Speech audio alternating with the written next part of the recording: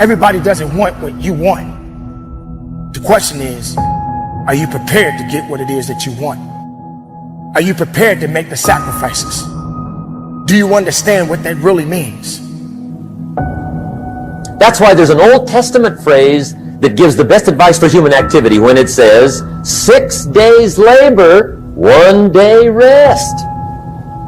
And the way I get them to break their slump, not correcting their swing or getting them positive, it's getting them to acknowledge the small promises, showing up to batting practice early, hitting that extra bucket of balls, beginning to reward themselves for the extra promises they keep to themselves, puts them back in a state of self-confidence. All of a sudden, they're hitting the ball grading.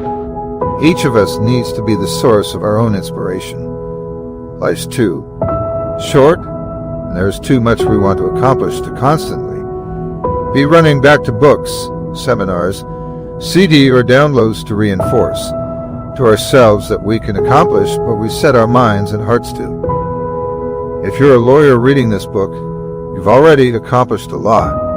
College, law school, bar exam, job, you've already done a lot. Reflect on these past successes as you work toward new ones. Or are you going to just be complacent? And this is the time for you to recognize the truth.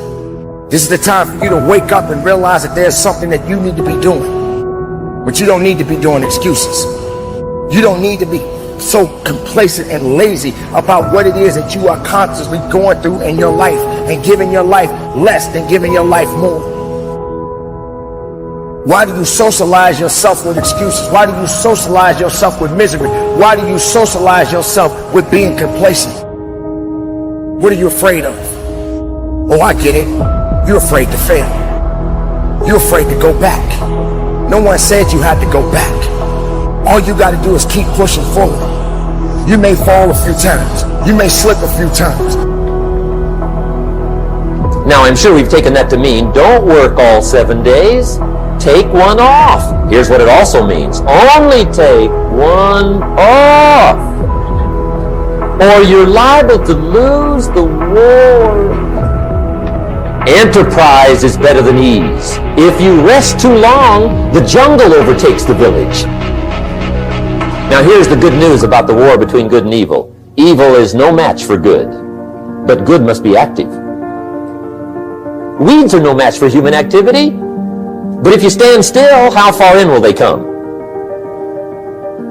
All the way. They'll grow right up around your shoes. But that doesn't mean you quit. That doesn't mean you give up. That means you must find a way and you must make a way, and you got to continue to dig deeper than you've ever digged in your life. Enough is enough. Enough with the excuses. Enough for being complacent. Enough for giving up. This is the time to recognize your purpose. This is the time for you to recognize your truth and make the most of your life. And if you're not willing to do that, then nothing's going to happen for you. Nothing is going to give you that true opportunity to be the best of yourself. This is not a game, ladies and gentlemen. This is a reality check. Ask yourself, how far have you gone? How much have you given of yourself? Why do you wake up every morning with the same excuse? Why do you wake up every morning saying the same thing over and over again? Why do you feel you need that cup of coffee to start your day? Why do you feel you need to depend on your alarm clock to get up? But if you get busy, how far back can you take them? As far as you wish. They're no match, but you must be active.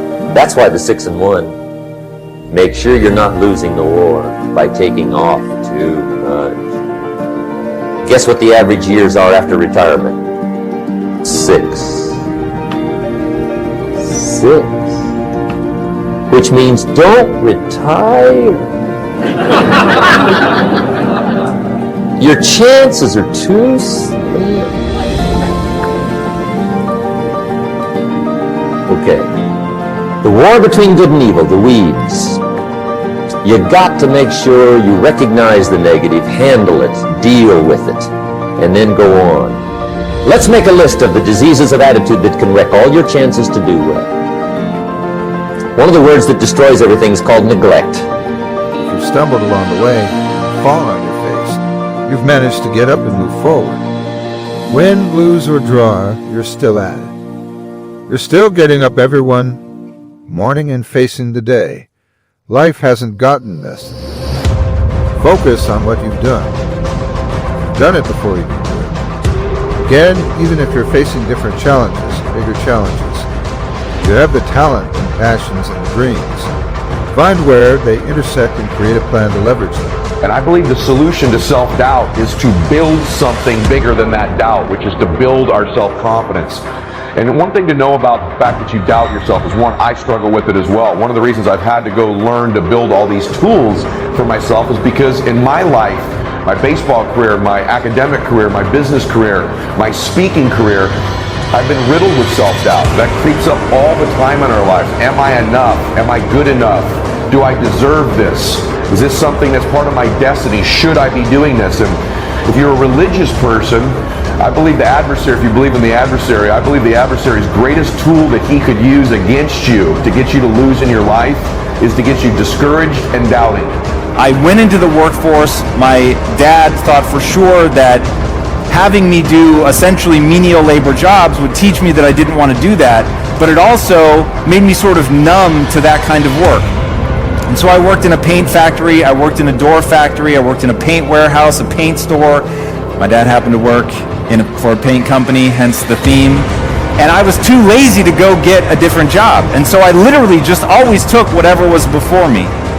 But I had this sense that I could do more, that I could be more, that there was something that I was meant to do. I didn't know what that was exactly. I had a love for filmmaking, to be sure, and I've had that love since I was a little kid. But I had no idea how that was going to play itself out. Now, the irony of my life is when I went to leave for college, I almost chickened out. In fact, I did chicken out. And the only reason that I ended up going to college was my mom forced me to. Most of us have one or more favorite teams, collegiate and professional. Most of us have athletics we follow and cheer for. Some of us, even at my age, seek glory on the field or court. Maybe it's the immediacy of victory. You play and you win or lose. Maybe it's having fans watch and scream for you. For some of us, even though our athletic days are behind us, we try to have that dream live on through our children. These are two of the most chaotic things that the adversary can do to us, or that we do to ourselves in our own minds, is to get ourselves doubting, to get ourselves discouraged, because you can't win when you doubt and you can't win when you're discouraged. What I found out, though, about self-doubt is that you don't overcome it, you build something bigger than it, which means you build your self-confidence, and the greater and greater your self-confidence get, it minimizes the impact self-doubt has on us. Now, why is that so important? It's important because you have to understand one thing about the doubts and the negative thoughts you have about yourself. As hard as this is to accept, these are not your thoughts. You weren't born doubting. You weren't born discouraged. You weren't born thinking negative things about yourself.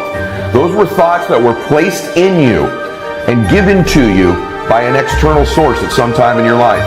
It could even be our parents. Don't do that. Be quiet. Sit down. Be a good boy. Be a good girl. Maybe it was criticism you received as a little one.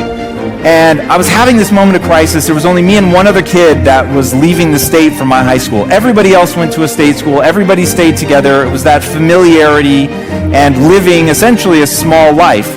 And that sounded really enticing at the prospect that I was about to move away. And so I said to my mom, you know what, look, let's just forget all this. Let's call it off. It's going to be really expensive. I'll just stay here. And my mom was like, over my dead body. And she pushed so hard to get me out. But then every day since then, my mom has tried to get me back. And I was like, what the fuck? Like, you're the reason I left. I never would have left if it wasn't for you. So I literally don't understand. And in that moment, my mom gave me the greatest gift anyone could have ever given me. Because my mom supported me. She was my biggest cheerleader. But when I asked her why she pushed me so hard to leave for college, her answer, totally without malice, was I always assumed you were going to fail. He identified your dreams, identified your passions. They're interrelated but distinct. A dream is something you want to accomplish. It's bigger than life. It requires talent, hard work, dedication. It also requires passion. Passion is what gets you out of the bed earlier than most to prepare for a marathon. Write a book like this, go to night school for another degree, and any host of other tasks that require drive, grit, and heart